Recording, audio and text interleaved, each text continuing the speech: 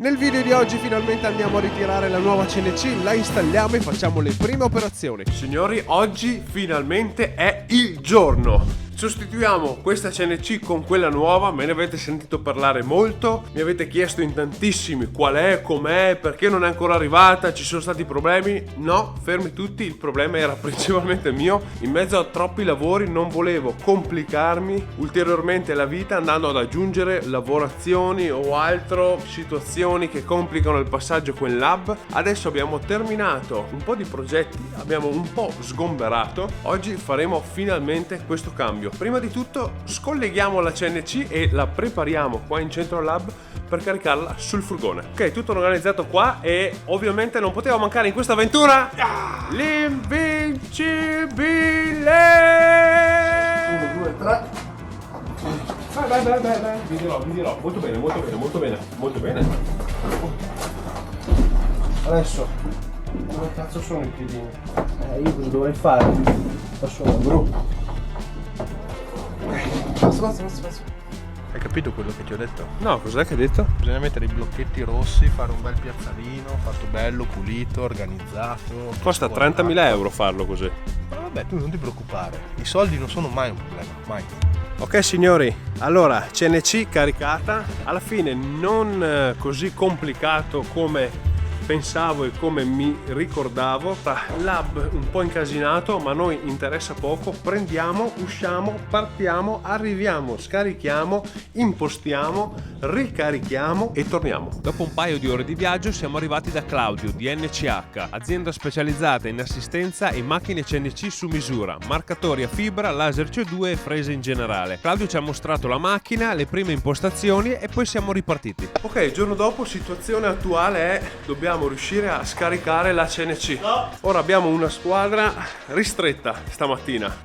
Uno, altro Ezio invincibile. Il piano è quello di far scivolare la CNC da di sopra sui bancali e poterla quantomeno tirare in lab. Non è tanto metterla in posizione sul suo nuovo tavolo, ma quanto tirarla solamente giù dal furgone, così posso riconsegnarlo.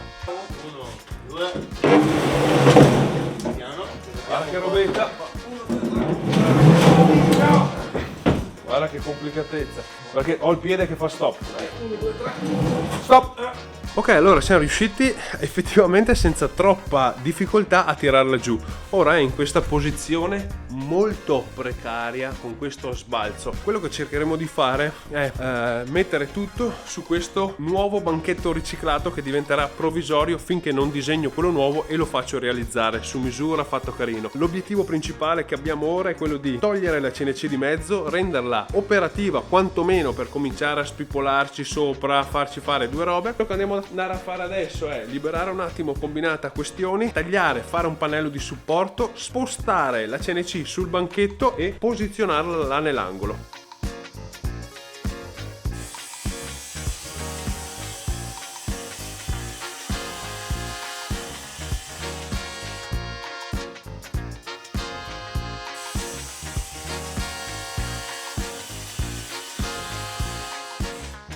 Quindi appoggiato qua dobbiamo solo rifissare questa e poi mettere dei supporti qua sotto che appoggiano sulla struttura, perché poi avremo il peso delle gambe della CNC sarà all'incirca qua. A questo punto non ci manca che spostare la CNC sul suo banchetto provvisorio. Vi dico provvisorio perché ve ne ho parlato meglio su Instagram. È una struttura che ho riciclato tanto per avere un punto di appoggio per la CNC e poterci cominciare a lavorare. Man mano che ci lavorerò capisco quali sono le necessità, i posti esatti dove mettere tutto, soprattutto questo scatolone per l'elettronica che è veramente qualcosa di gigantesco, e infatti ho passato un paio d'ore a provare vari incastri per capire come metterlo in maniera provvisoria sotto la CNC in modo da poterla spostare tutta assieme.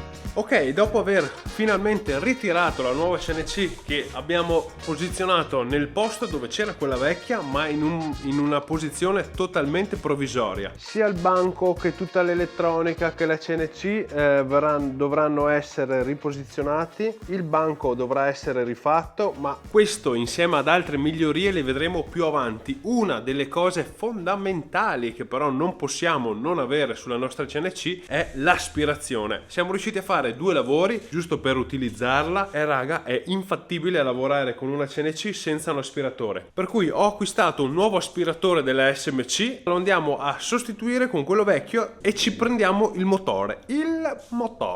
Bene, arrivati a questo punto, qual è l'idea? Quella di modificare il totem ciclone che avevo costruito qualche anno fa. Vi lascio poi tutto il video intero qua in alto a destra, preso dalla prima versione di totem ciclone che avevo costruito quando stavo da Giaco. Questo qui appunto andrà a integrare un mega ciclone separatore più un motore 220 da 2 cavalli, esattamente come quello nuovo dell'SCM come ce l'ho in fondo. Prima di partire però andiamo al PC, che vi faccio vedere velocemente che cosa ho progettato sia da stampare come raccordini sia il nuovo pezzo. Questo è il nostro totem ciclone della Dust Commander, potete trovare il suo file STL o lo step addirittura mi sembra direttamente sul sito loro. Quello che sono andato a ridisegnare principalmente è questo collettore sotto qua, è quello che mi serve per collegare dal nostro supporto in legno a sotto il tubo d'andare. Come vedete, se facciamo una sezione di analisi andiamo a vedere come questo rientra così, quindi sono andato a disegnare il supporto in plastica che ha questa geometria, si riconnette direttamente alla sopra in modo da collegarsi perfettamente con tutto. Molto semplice, niente di complicato, in teoria dovrebbe andare tutto bene. Una volta programmata tutta la macchina lo dobbiamo fare con 2 programmi. Il primo è Aspire, cui impostiamo tutti i percorsi, le lavorazioni, con che frese e che tipo di percorsi farli fare, quindi uno scavo, un tracciato, qualsiasi altra cosa. E il secondo è il programma appunto che comanda la CNC, che nel nostro caso è Heading CNC. Fatemi sapere se vi può interessare, visto che su Instagram l'avete detto, una spiegazione un po' più dettagliata e un po' più un pippone tecnico che non ho molta voglia di fare su i programmi da utilizzare per la CNC. La roba che a me sballa di più è questo mega telecomando per controllarlo in maniera wireless. Se premo start partiamo. Ok, sperando che sia l'ultima operazione che faremo senza un aspiratore. Si parte!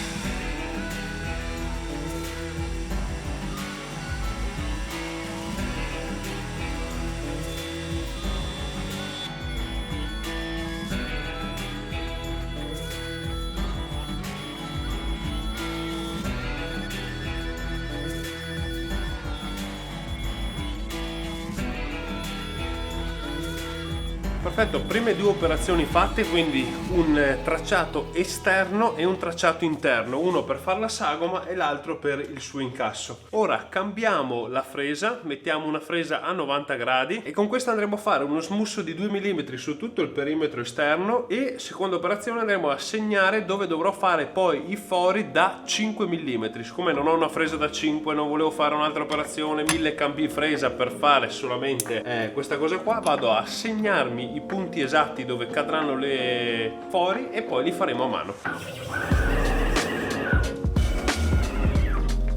Ok.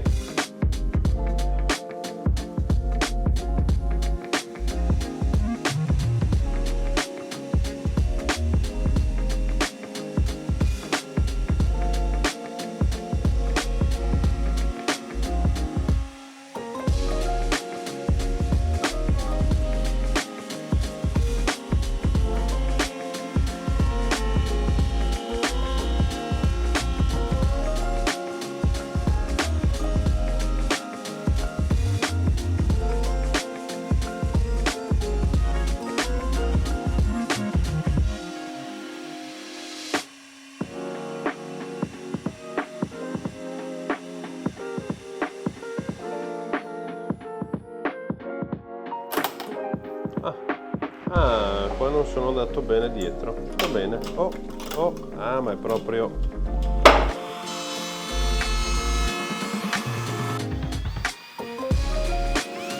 Ok, quindi ora abbiamo clone 1, il nostro pezzo stampato che andrà al di sotto. Se non lo rompiamo già adesso è perfetto, raga. Il motivo per cui prima ho fatto questa smussatura è che c'è anche in questa parte qui della stampa 3D, quindi una volta accoppiati abbiamo da entrambi i lati lo stesso identico smusso. Quindi, allora, noi lo dobbiamo montare con il tubo così. Abbiamo questo e montato sopra questo qui.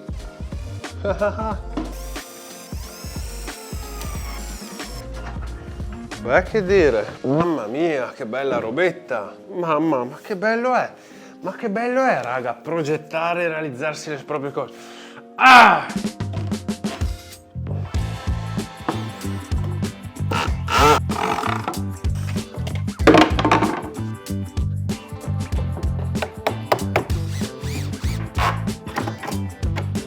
Ok raga, allora, ciclone installato con successo e...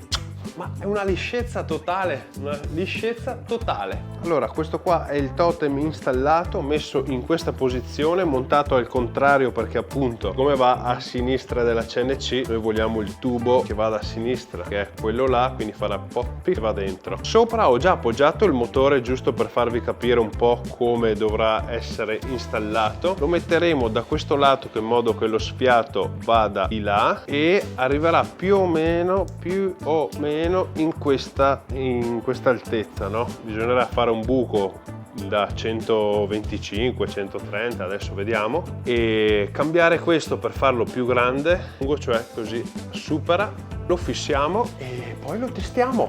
Quindi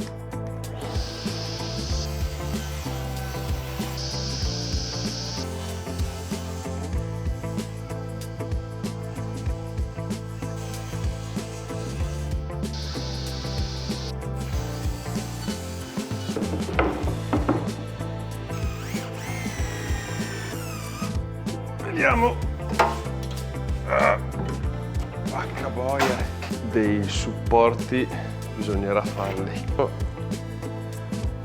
Ok, diciamo che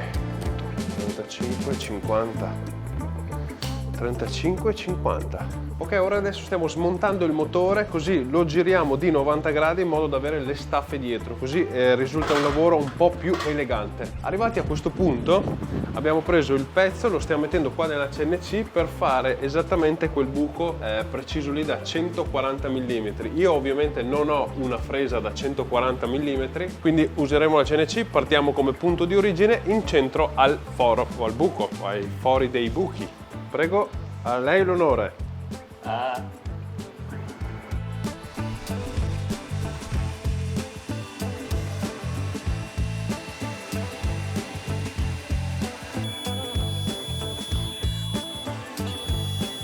Perfetto, abbiamo tutti i pezzi, ora ci mettiamo lì, assembliamo il nostro portamotore e finalmente installiamo e testiamo tutto.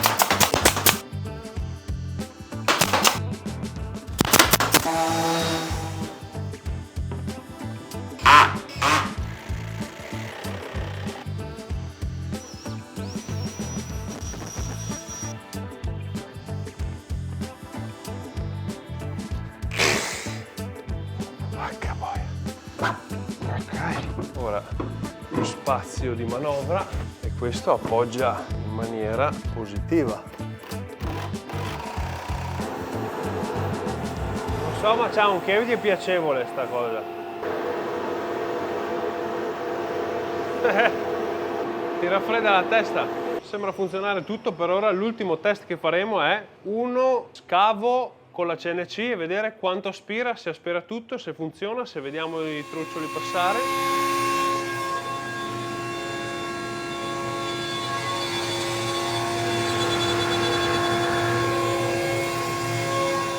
Allora raga, qua non è rimasto nulla. Cioè, completamente pulito e libero. Direi che con 1,5 kg di... Mamma che bella mascherina! Con 1,5 kg di aspiratore non poteva che essere questo. Quindi, prima missione di questa nuova CNC compiuta. Ok, prossimo passo da fare per migliorare l'efficienza qua in laboratorio, dopo che abbiamo fatto tutto il bel impianto per la CNC, è andare a installare un sistema nuovo per entrare in lab per la nostra sicurezza. Switchbot ci ha mandato la sua nuova serratura Lock Ultra Touch Combo, che comprende una serratura smart, tastierino, hub per connetterlo online, ma la roba più figa di tutte è sicuramente questo secondo tastierino, che oltre ad avere un sacco di feature di sicurezza, quindi potete aprire con l'impronta digitale, con la card, da remoto o altro, ha il riconoscimento facciale, quindi ora posso entrare solo io nel lab, tutti gli altri fuori. All'interno della scatola troviamo la serratura, che è diversa rispetto alle altre che abbiamo visto in passato sul canale, che vanno a sostituire solamente il cilindro. Qua c'è proprio questa parte arancione dove si infila la chiave e lei fisicamente va a girare la chiave. Qua sotto invece troviamo la batteria ricaricabile USB-C più una batteria tampone in caso di emergenza. Poi troviamo questo hub che serve per connetterla a internet e aprirla da remoto. All'interno della scatola troviamo sempre il suo tasterino, diciamo modello base, solo con impronta digitale,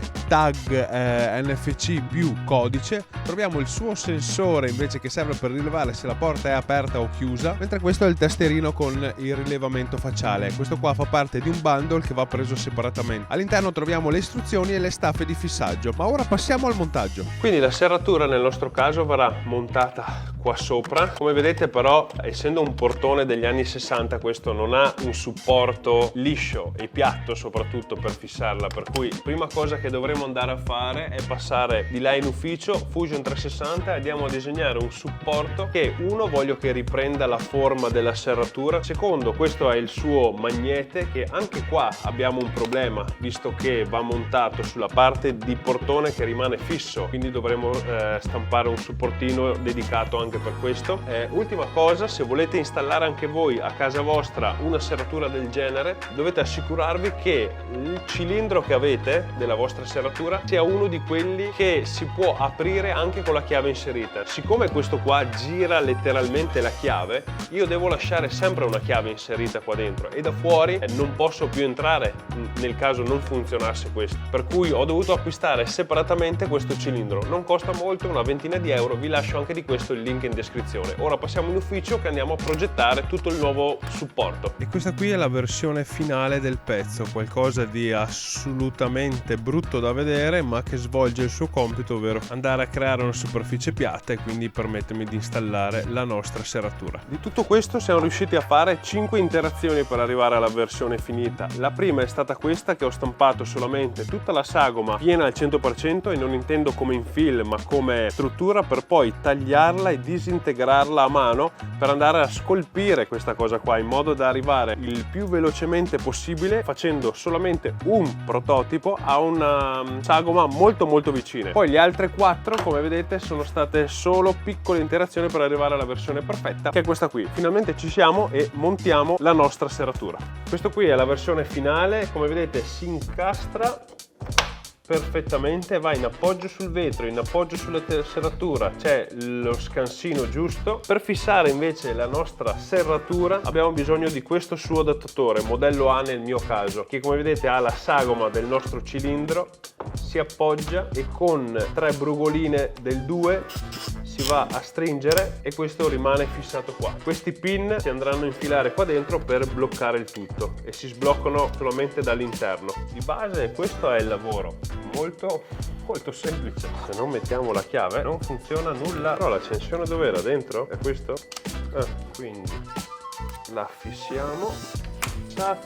Installata, facile e pulito. Se non dovete farvi staffe su misura come nel nostro caso, è un gioco da ragazzi. Quello che dobbiamo fare è scaricare l'app, registrarci, creare la nostra casa. Come vedete qua, ovviamente io la chiamo sempre BRP Headquarter. La prima pagina è vai ad aggiungere un nuovo vai ad aggiungi. Abbiamo tutti i dispositivi di SwitchBot, gli aspirapolveri, le cose, outdoor, indoor. Madonna quanti prodotti che fanno. Vedete qua che dispositivi rilevati nelle vicinanze c'è già il lock ultra. Scusati che l'anello ok, quindi dobbiamo rimuovere. Quindi mettiamo la batteria, il LED lampeggia, connetti, importante aggiornamento del firmware, aggiorna. Va bene, aggiorniamo e ci rivediamo fra poco. L'installazione del tasterino è altrettanto semplice come tutto il resto del processo. Mettiamo le sue batterie, lo andiamo ad accoppiare sulla nostra applicazione, diamo un nuovo codice e poi eseguiamo tutta la calibrazione per vedere la corsa della nostra serratura.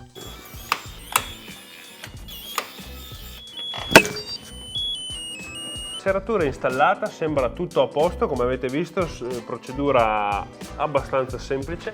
Ora andiamo a creare il supportino per il nostro magnete e installare il tastierino esterno. C'è un tastino qua dietro la gommina da schiacciare, lo accendiamo, andiamo su più, andiamo su aggiungi dispositivo, trova il tastierino con visione. Ok, teniamo premuto lock e ok per 2 secondi, lampeggia, andiamo su connetti. Importante aggiornamento, aggiorniamo laboratorio prossimo, nuova versione, aggiornamento. Quanti aggiornamenti?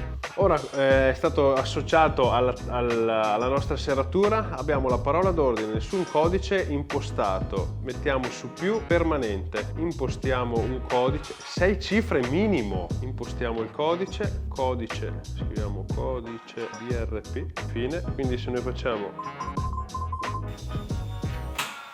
la tastiera là in fondo, è stata sbloccata. la polizia sta arrivando, gli agenti sono per strada. Quindi aggiungiamo permanente, inizia l'aggiunta, prima scansione, seconda scansione, terza scansione, quarta scansione, scriviamo Mario, salva, fine. Quindi adesso porta, se noi schiacciamo un lucchetto si chiude. La porta è stata bloccata.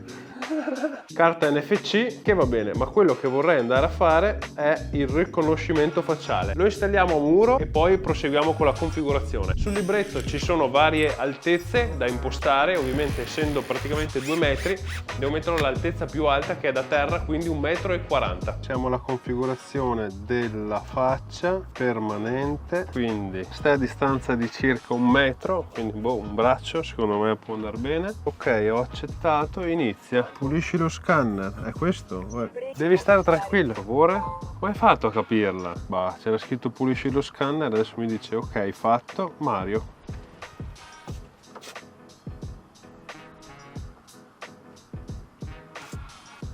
Bisogna tipo attivarlo. Si prega di avvicinarsi un po' al dispositivo. Sì, ma non può essere così scomodo. Secondo me non è andata a buon fine.